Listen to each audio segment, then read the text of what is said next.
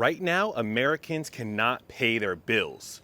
And how could you blame them when inflation is so high that people can't even afford value meals? Actually, there are no value meals. I mean, you can't even afford a Big Mac meal a lot of the times. And we're at a point where a sit-down restaurant is just as much money as a QSR, a quick service restaurant, also known as a fast food restaurant, which is just insane. And everything is high, right? Rent is high, property taxes are high, even the price of groceries are through the roof. And then add that to the fact that people also are not able to get the same high paying jobs they were able to get just a couple of years ago. If that, because the unemployment rate, even though it's really skewed to be lower than it actually is climbing higher. The real unemployment in America is extremely high when you count people who are underemployed or people who are working multiple part-time jobs just to make ends meet. So with the price of most goods and services out of control and income lower than it's been in a long time, how could people even afford to pay their bills? Well, we're going to dive more into this topic today. I got a couple of good articles for you, and I also have some strategies for you from experts to help you make ends meet. Let's discuss. The first article I have for you today was found on Yahoo Finance, and it's talking about a recent survey from GoBankingRates.com. As always, all of my articles are linked in the description down below if you want to read the full thing for yourself, but I'm just going to go over the highlights and how it pertains to what we're talking about today. So this article is headlined, Americans Struggling to Pay Bills. Gen X and Boomers are struggling the most. And the article says that it's no secret that it's difficult for many Americans to make ends meet right now, but some are struggling more than others. According to the 2024 Financial Literacy Survey by Go Banking Rates, 13% of Americans do not currently bring in enough money to cover their bills, and 46% barely bring in enough to cover their bills. So we're talking about almost 50% of Americans cannot pay their bills right now. The generations that are struggling the most are Gen X, between 44 and 59 years old, and baby boomers, who are between 60 and 78. Let's take a closer look at the results of the survey and consider the challenges of these age groups.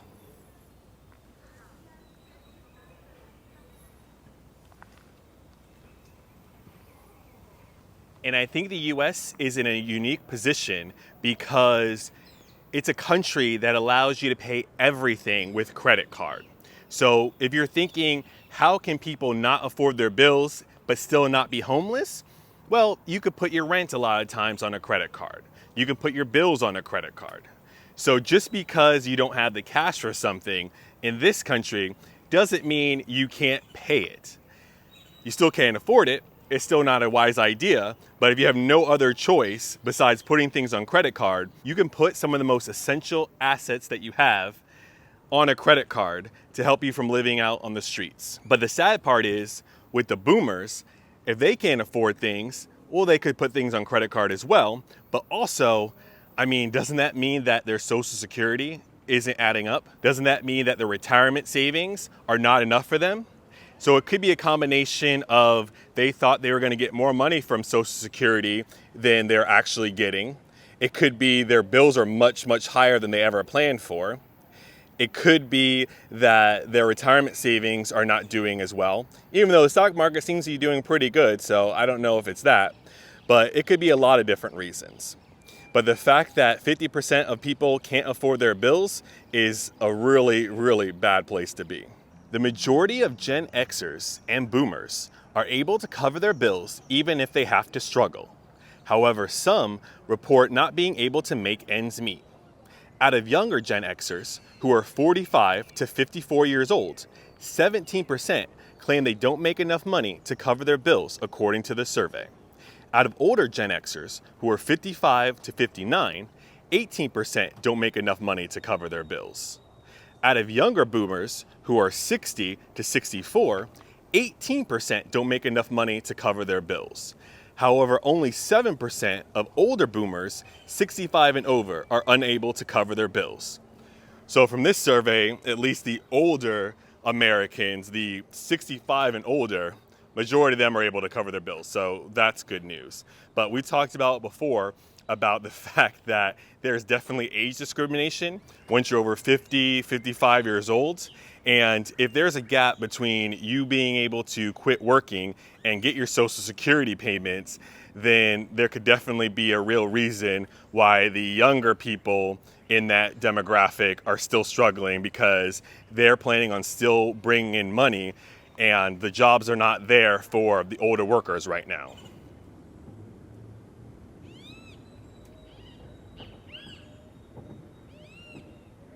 Of those Gen Xers and Boomers who reported being able to pay their bills, there are quite a few who are just barely scraping by.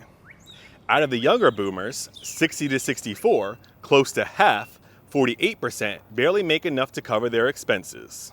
And 38% of Boomers 65 and over say they barely scrape by when trying to cover their bills. Okay, so if I'm reading this correctly, then these people 60 years old and older are able to pay their bills. However, they're just barely scraping by. So it doesn't seem like anyone is flourishing in their golden years, even if they're able to pay their bills. Regarding older Gen Xers, ages 55 to 59, 48% are struggling to pay their bills, and 50% of younger Gen Xers, 45 to 54, are in the same boat. The advice to Gen X can be applied to most generations. Create a budget, which we'll talk about a little bit more later in this video. Pay off high interest debt, start maximizing your retirement funds, cut out unnecessary costs, diversify investments, and think about your long-term goals and how you need to prepare for that. Erica Kohlberg, attorney, personal finance expert, and founder of Erica.com, said Gen Xers should keep expenses under control, track every penny, and cut back whenever possible. She also recommended saving first. Put aside cash for emergencies, around 6 months of living expenses, making maximum contributions to retirement vehicles after that. Other recommendations from Kohlberg include talking to a financial planner and considering a comprehensive financial plan to help make sense of long-term financial goals. Additionally, she suggested seeking out new income sources. See where you can make additional money on the side through a side hustle or freelancing.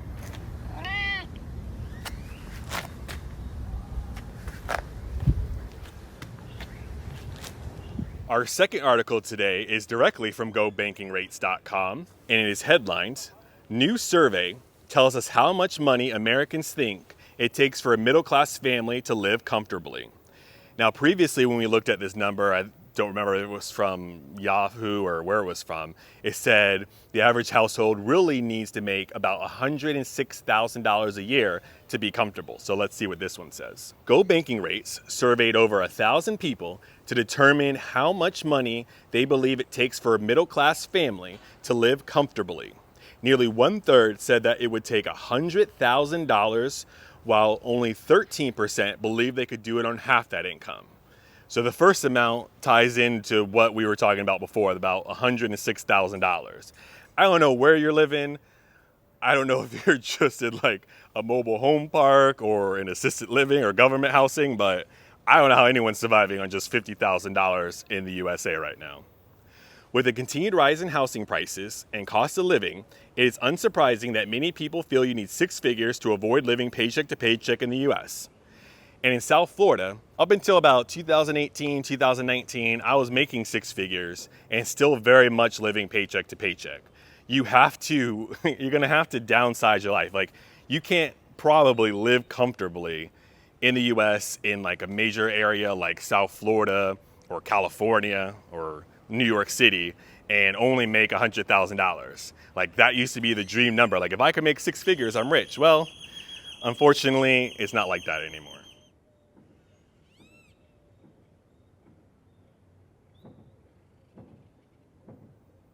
According to the survey of 1,008 adults aged 18 and older, nearly 25% of respondents believe it would take $75,000 for a middle-class family to live comfortably.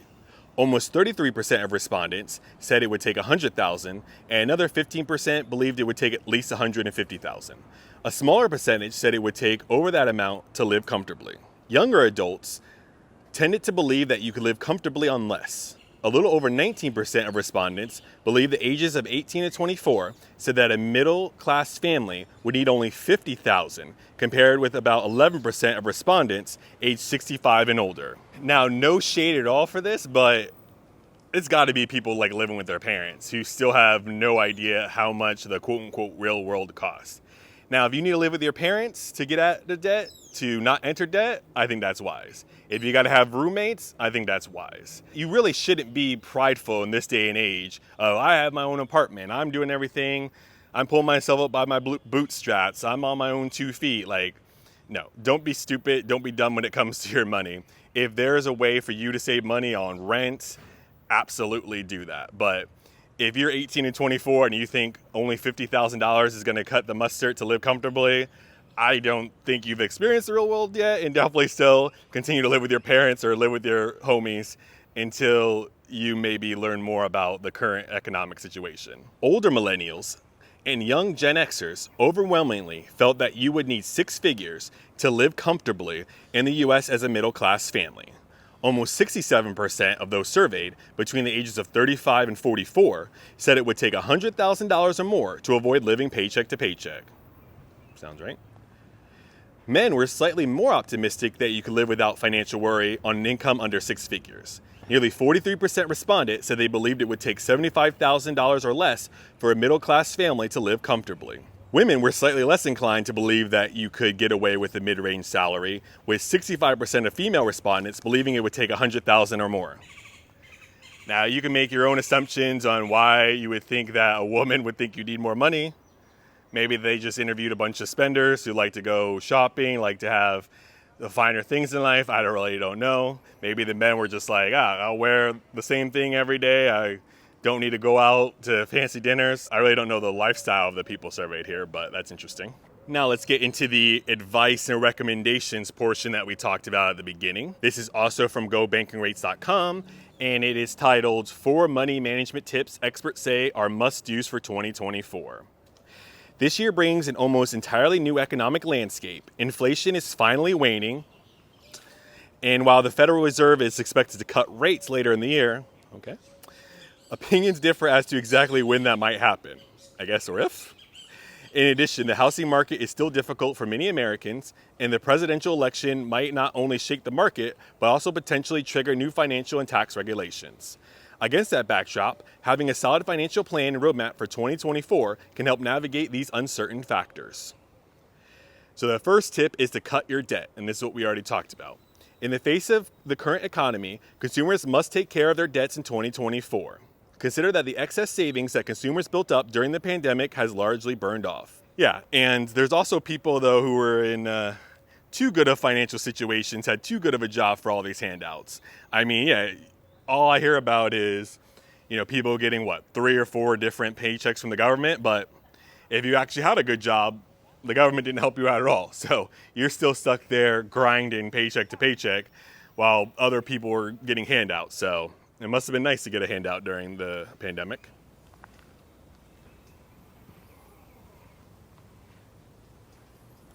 We've seen the end of all forbearance on loans, the most recent of which was student debt loans. At Achieve, we're seeing that the amount of consumer debt and financial stress is as high as it has ever been. We are seeing higher income people get into debt trouble. Yeah, and then that comes down to lifestyle creep, which I could talk about in the future if you want, but that definitely happens. Amid all of this, he said there won't be a soft landing everyone hopes for. It's likely that we will see a mild recession, he said, with the Fed starting to cut rates later this year. While Hauser noted that there's no one best solution, there is a solution for almost everyone. The time is now to bite the bullet and eliminate the debt. From there, it's possible to save at an accelerated pace, build that emergency fund, save up for goals you have, and truly move forward with your finances. The second is monitor and refresh your budget. No matter which way the wind blows, when it comes to the economic environment, the best thing you can do to grow financially is to go back to the basics and refresh your budget, says Mary Hines Droich, head of consumer and small business products at Bank of America.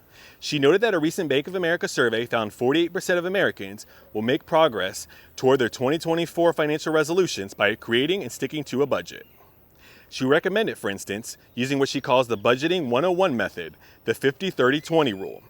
Take 50% of your after-tax income to cover needs like rent and utilities or debt repayments, 30% to cover wants like dining out, and 20% to be put into savings, she said, adding that these percentages can always be adjusted to fit your financial situation. Seems like most people don't have that kind of financial situation to put that percentage of their income into luxuries, debt payments, and savings, but wow, maybe.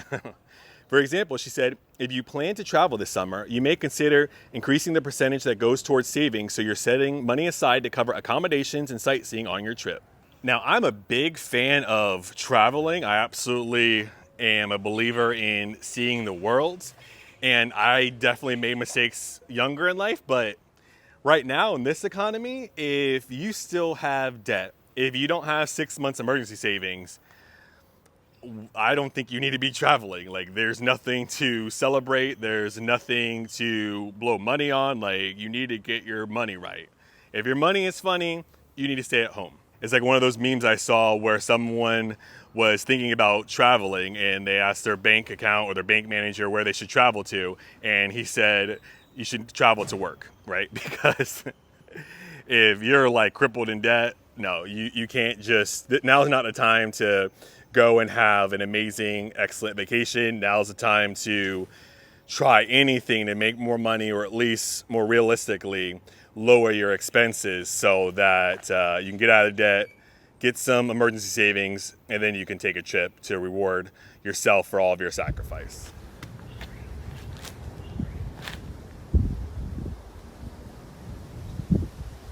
The next tip is cut unnecessary cost. Small luxuries such as takeout and food delivery services charges cost Americans nearly $1,100 per person yearly. But austerity measures aren't the only way to cut costs, says Ben McLaughlin, Chief Marketing Officer and President at Raisin. So here's where it's confusing, because in the previous bullet point, you said, watch what you're doing when you're traveling and maybe don't travel as luxuriously as you possibly can. And then you're telling people that the problem is takeout food. No, the problem is big expenses. I really don't think your coffee habit is causing you to not be able to pay your rent.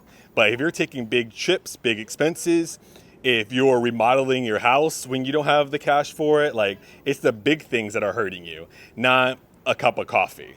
And if you want to get takeout every now and then, I don't think that's going to bankrupt you, especially if you're also taking trips to like Greece and Italy and all these kind of things. Like, let's use some common sense here, I think.